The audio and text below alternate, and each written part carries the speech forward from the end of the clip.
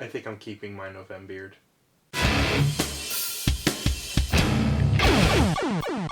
So a little over a week ago, famed comic book creator Alan Moore gave an interview with The Guardian about his most recent work, Fashion Beast. When the interviewer mentioned that the recent Jeff Johns run of Green Lantern pulled elements from a story he did back in the 80s, Moore had some pretty interesting things to say on the matter. Which he usually has interesting things to say on any matter, but whatever. He's quoted as saying the following, and I'm going to say this in my Alan Moore voice, which isn't very good. I haven't read a superhero comic since I finished with Watchmen. I hate superheroes. I think they're abominations. They don't mean what they used to mean. They were originally in the hands of writers who would actively expand the imagination of their 9 to 13-year-old audience. That was completely what they were meant to do, and they were doing it excellently.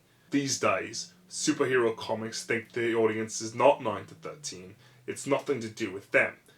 It's an audience largely of 30, 40, 50, 60-year-old men, usually men. I think it's rather alarming if we got audiences of adults going to see the Avengers movie and delighting in concepts and characters meant to entertain 12-year-old boys in the 1950s.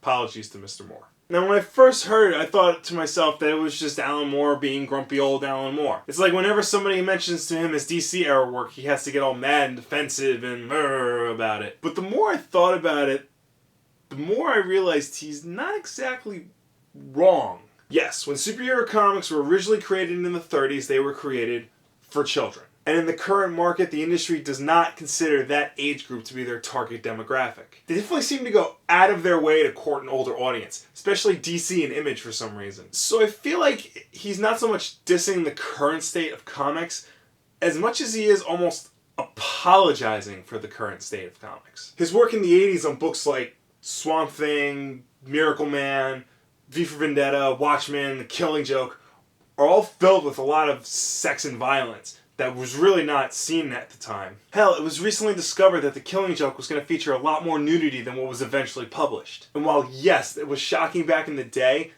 that's not the reason why people still remember these stories. V for Vendetta was a very personal story about Alan Moore's fear about fascism taking over England. Watchmen was about how being a superhero would affect a real human being in a real world that was slowly becoming more fantastical. Killing Joke was all about the relationship between a hero and a villain, and how it could just take one bad day for that hero to become the villain. Again, the whole point of The Dark Knight, basically. And yes, Alan Moore likes to sprinkle in grindhouse-style violence and a rape scene here and there.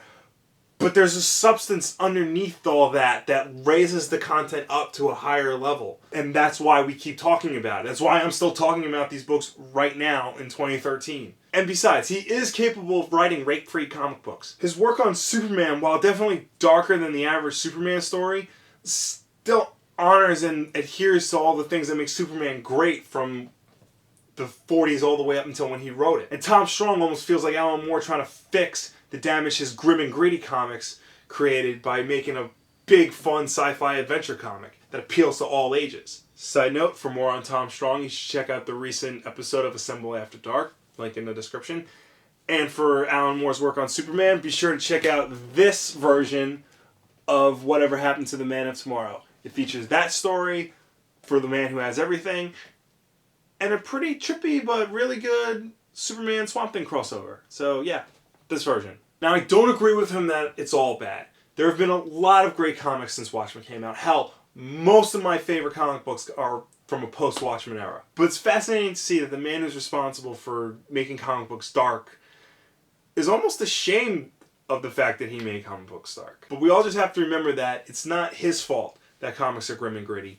It's stupid people in charge of publishers whose fault that comic books are now all grim and gritty. We don't want extreme content in our books. We want substance in our books. I'm pretty sure that was the lesson we took away from the 90s era of comics. But then again, this could just be Moore still holding a grudge against Marvel and DC because he's had so many issues with them in the past and continues to have issues with them. So, who knows? I feel like this episode has gone on a little too long, so I'm going to cut it off right here. Like if you like, subscribe if you really like, leave comments, share with your friends.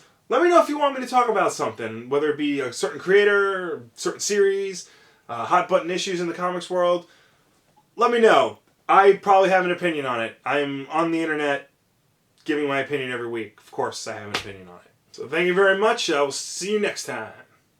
And issue 1 ends with Harvey Dent coming home to his wife Gilda on Halloween, only to have his house get blown the fuck up. It's really the kind of ending you wish the narrator from the 60s Batman show would do voiceover for. Unless you might be buying it for somebody who really wants it, but yeah, don't do that. Yeah, you're not going to get deals on it. B, by the time you get there, they probably won't have any. Yes. And yeah. Unless you're lining up on Thanksgiving. Yeah. And still don't. Don't do that.